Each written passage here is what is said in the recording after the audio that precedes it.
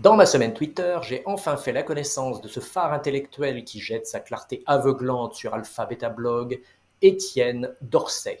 Mon compte Twitter favori est en effet celui du personnage incarné par le regretté Jean Rochefort dans deux films de 1976 et 77 que je n'avais encore jamais vus. Un éléphant, ça trompe énormément et nous irons tous au paradis. Grâce à Arte, je les ai vus la semaine dernière. Longue vie à Étienne Dorsey. Dans cette semaine Twitter 29, je m'intéresse de près aux ETF, ces fonds cotés en bourse qui existent depuis 1990 et dont la croissance est continue. JP Morgan et BlackRock m'apprennent que le petit jeune qui monte dans la grande famille des ETF, c'est l'ETF actif. Aux États-Unis, les créations de produits se multiplient et les investisseurs en ETF leur ont alloué 31% de leurs versements totaux au premier semestre 2024. De 900 milliards de dollars d'encours globaux à fin juin 2024, BlackRock voit les ETF actifs atteindre 4 000 milliards de dollars en 2030. Gardez néanmoins en tête que ce n'est pas en changeant d'enveloppe, de celle du fonds traditionnel à celle de l'ETF, qu'une stratégie active surperformera un produit indiciel à bas coût.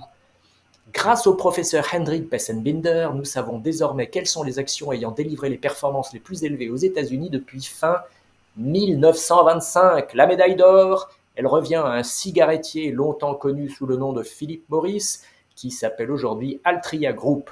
Fumer tue, mais détenir des actions de cigarettier, ça a eu payé.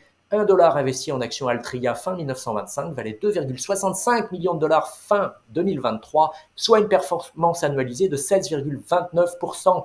Les meilleurs alliés de l'investisseur en actions, la patience et le temps. Je vous raconte aussi comment Fidelity a suivi le conseil apocryphe de John Maynard Keynes qui aurait dit, mais n'a pas dit, quand les faits changent, je change d'avis, et vous, que faites-vous, monsieur?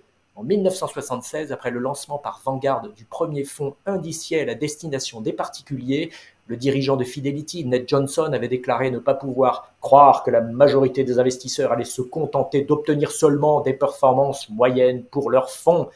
À fin 2024, selon Morningstar, la part des fonds indiciels dans les encours gérés par Fidelity Investments aux États-Unis est presque au niveau de celle des fonds actifs.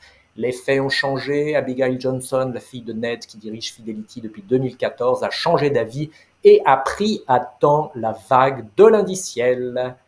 Bonne lecture et bonne semaine.